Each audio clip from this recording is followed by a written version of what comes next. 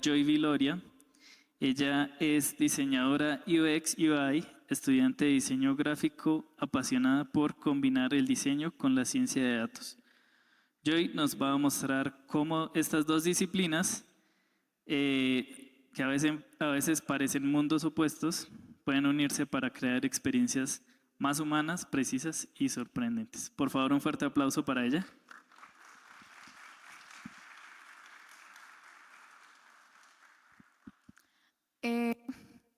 Hola, buenas tardes. Ay, gracias. Bueno, ese título fue un momento de inspiración, cosas que nos pasan a los diseñadores. Yo vengo de Barranquilla, entonces este frío me tiene, estoy al borde de la locura con este frío, pero allá están como casi a 40 grados, entonces me parcho. A mí me encanta mucho la investigación. Es una de las cosas que me he dedicado desde que inicio el diseño, inicié a estudiar esto. No, el diseño no es solo dibujar furros, gracias. Entonces, me presento. Eso no.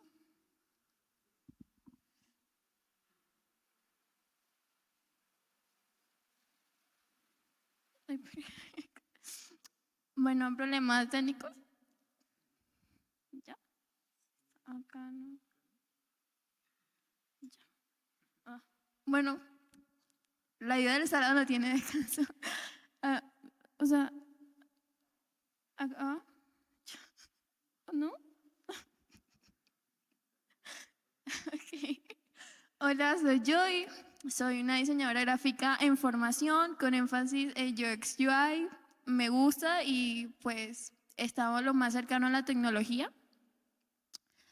Me gusta mucho mezclar el tema de la psicología, justamente es una de las partes importantes del UX, el tema de empatizar con el usuario. Y los datos, ahí tienen mi Instagram por si me quieren seguir. A veces subo como unos blogs con Diomedes de fondo porque, soy costeña. Y pues mi TikTok también, que pues está nuevo, entonces así, a ver. Es acá, allá. Bueno, ahora necesito que pensemos y dejemos como todo tipo de prejuicios. ¿Qué se le viene a la mente cuando piensan en UX UI? O sea, lo primero seguramente es interfaces, Figma, pelea con los desarrolladores, también puede ser. No, es mucho más que eso, la verdad. El tema de las interfaces vendría siendo únicamente el 20% de todo este proceso. Antes de llegar a esa interfaz con la que probablemente el usuario se pelee, hay un montón de investigación mucho antes. Y justamente hoy vengo a hablar de eso. Lo puedo resumir en 5 partes, pero obviamente hay mucho más. Está la investigación, que es donde tomamos la cantidad de datos y hacemos una reunión para iniciar, o sea, para quién va dirigido, con qué propósito estamos haciendo esto. Luego pasamos al análisis, tomamos toda esa información y tratamos de crear un plan estratégico para poder pensar y decir como que, ok, si esta app la vamos a desarrollar para personas de 18 a 30 años, tenemos que ver cómo hacer que el usuario la use, le nazca usarla, porque hay usuarios que cometen unas locuras al momento de usar una app que uno ni se imagina que se podía hacer eso. Pero bueno. Luego pasamos al prototipado, que es cuando tenemos todo este tema de bocetos y eso es como la idea, lo que se va a ver, pero únicamente como lo general. Luego pasamos a lo que probablemente ustedes únicamente conozcan, que son el tema del diseño de interfaces. Y luego vamos al testing, que ya es cuando probamos qué tal nos va, qué problema detecta el usuario, feedback y todo esto. Ahora, ¿qué tiene que ver la data acá? Porque si muy bien acá en el diseño utilizamos los datos como mencioné en el momento de la investigación, la ciencia de datos es una cosa mucho más compleja que el análisis que ya se viene desarrollando en la experiencia de usuario. Entendemos como tal que la experiencia de usuario nos explica el porqué de las cosas. O sea, por qué el usuario va a usar eso, cómo lo va a usar. Trata de conectar las emociones para crear interfaces que sean funcionales. Y por el contrario de los datos, que lo asociamos al opuesto, es como lo lógico, lo numérico. O sea, nos ayuda como a detectar los patrones reales. Porque el UX es más como que, ¿cómo te sientes? ¿Te dio ansiedad usar esto? Pero la data es como que, bro, llevas pensando en el homepage como 5 segundos, apúrate. O sea, necesitamos como tener estas métricas y justamente convierte esos números en decisiones, porque si un usuario se demora 5 segundos en pensar en tomar la siguiente acción, como diseñador toca solucionarlo. Probablemente sea en internet, pero pues a uno le toca como pelear con eso. Por eso podemos intuir que los datos hablan, pero el diseño toma esos datos y lo interpreta para poder presentarlo al usuario. Ahora, la pregunta y el caso de estudio que les vengo a comentar el día de hoy. ¿Cómo convertimos estos datos que usualmente se ven como fríos, lógicos, en algo que pueda servir para ayudar a las personas y que en general demuestre como esa empatía, por así decirlo? Por eso les presento hoy un caso de estudio que es una app de monitoreo de emociones para personas con trastornos de estado de ánimo. Sabemos que las personas que cuentan con o tienen este tipo de trastornos, usualmente en el tema de estados de ánimo, no es algo que se pueda predecir. No es algo que yo me levante y diga, bueno, mañana voy a estar feliz, después voy a estar triste. No, son muchos factores biológicos que nos hacen tener que ver como este tipo de cosas. Y aquí el reto es cómo yo voy a utilizar como esos datos, cómo voy a tomar esos datos, ese registro de emociones, para luego yo como diseñadora poder ofrecerle al usuario la interfaz, una interfaz intuitiva y aparte empática que no le genere ningún tipo de frustración al usuario y que pueda comunicarse de una manera fluida. Sí, porque es que si luego yo digo, bueno, voy a hacerlo porque sí, así me van a ver. O sea, el botón tiene que ser verde porque sí, no. Todo tiene una explicación. Cuando yo digo el botón tiene que ser verde, el desarrollador me dice rojo. ¿Por qué? Pero todo tiene una lógica. Entonces, continuamos con la app de acompañamiento a personas con trastornos de estado de ánimo. El tema de traducir variables cualitativas, lo que vendría siendo estado de ánimo y todo esto, las variables cualitativas dentro de la experiencia de usuario son los que más pesan. Obviamente se realizan estudios cuantificables, pero lo que nos importa es justamente cómo se siente. Por eso el tema de pasar estas variables cualitativas a cuantitativas, es decir, que el modelo pueda tomar ese estado de ánimo que está registrando ahora mismo el usuario para poder crear y responder ante la solicitud del usuario. En este caso sería para detectar posibles bajones emocionales o cambios de estado de ánimo del usuario. Y pues con esta información poder dar como comunicar al usuario las necesidades, poder suplirlas. En este caso tenemos un prototipo que vendría siendo, si el usuario se viene registrando en la app que se va sintiendo mal por un periodo de tiempo y el algoritmo va detectando en algún punto que va aconteciendo algo raro, va a enviar un mensaje de alerta. Pero antes de enviar un mensaje de alerta no puede decir, oye, estás mal, ojo, no, porque pues el usuario se va a alarmar, justamente.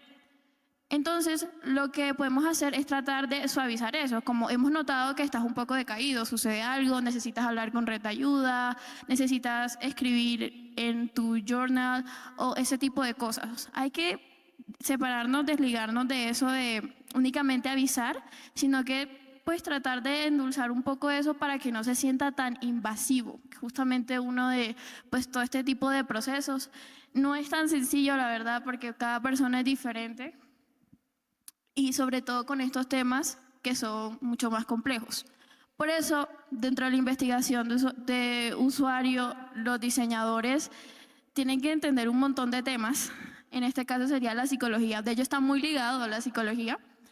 Y es que el cerebro funciona, sobre todo el cerebro de personas que tienen este tipo de trastornos, de una manera muy diferente, ¿cierto? La forma en la que ellos perciben el tipo de emociones y no es más, o sea, los cambios de estado de ánimo de estas personas no vienen o no suceden por cosas que aparecen como en tu exterior, es decir, te va mal en el trabajo, entonces te vas a sentir triste, así nos sentimos nosotros, sino que son factores más biológicos que están relacionados a neurotransmisores. Entonces esto nos da como un grado más de complejidad a la hora de poder como pensar o idear el algoritmo que va a diseñar este tipo de cosas.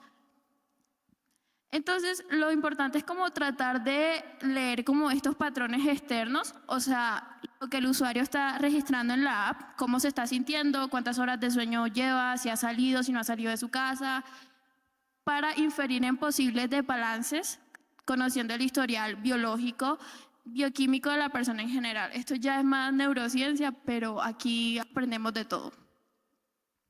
Por eso podemos intuir que si el usuario tiene menor tiempo de sueño, entonces tiene alteración en sus neurotransmisores, es decir, se va a encontrar más irritado, va a tener más ansiedad. Si tiene menos interacción social, probablemente se va a sentir más triste, o si tiene más cortisol, que sería como la hormona del estrés, pues va a sentirse o más impulsivo o mucho más cansado. Entonces esto es un poquito complejo. Para entender estos factores, tenemos que entender que pues, este tipo de cambios no son algo totalmente visible. Yo no puedo ver en mi cerebro y cuándo va a cambiar, ni lo puedo como descifrar, por así decirlo. Pero esto conecta perfecto con el propósito de Machine Learning aplicado al bienestar emocional, como venía comunicando. Y aquí es donde entra como la ciencia de datos. No es mi área, pero es muy interesante.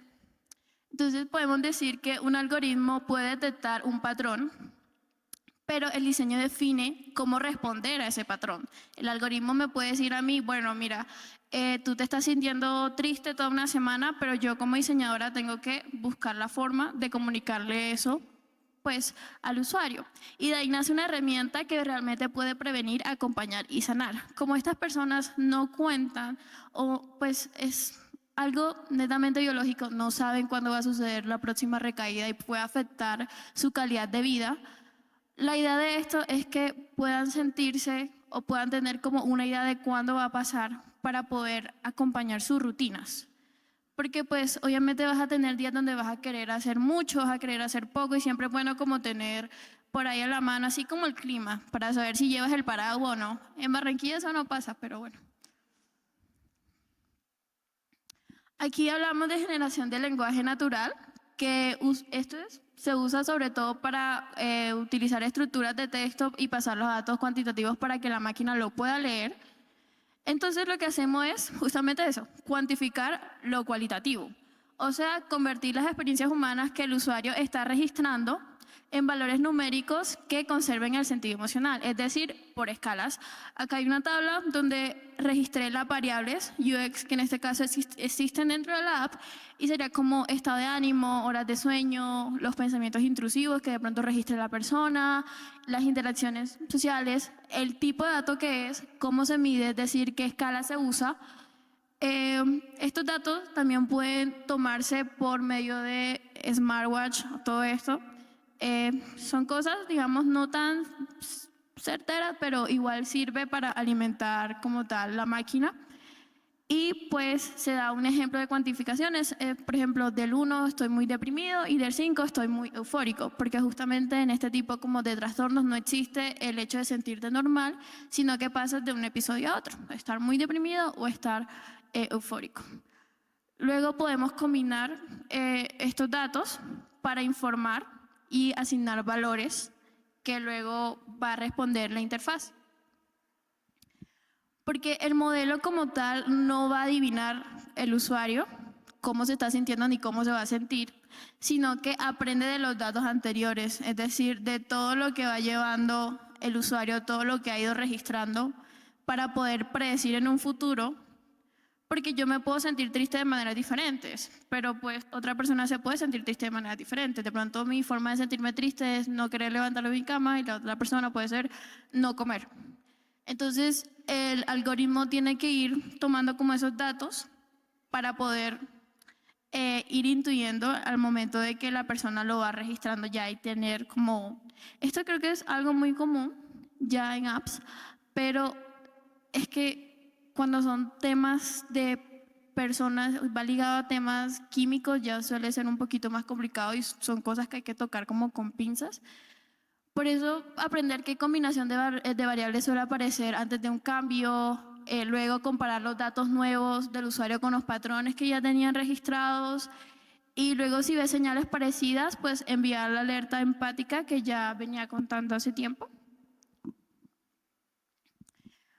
Esta es la arquitectura básica al momento de tomar los datos, que será como la recopilación, o sea, los sensores, el smartwatch, las horas de sueño, todo esto.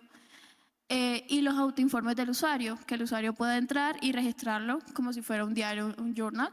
Luego pasamos al procesamiento, que sería la limpieza y el análisis de los datos. Y luego el tema de la predicción, es decir, el modelo debe aprender y generar alertas personalizadas, que no sea como el mismo mensaje todo el tiempo que le llega a todo el mundo, sino que pues él detecte y ya luego ahí... Ay, ¿qué pasó? Bueno.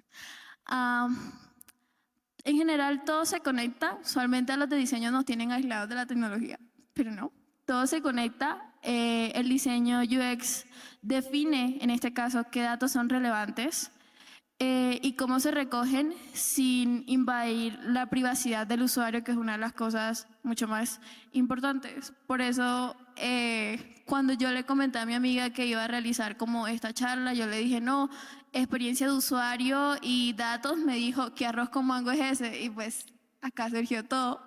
Entonces, un saludito para ella, que estoy triunfando acá, muriéndome del frío.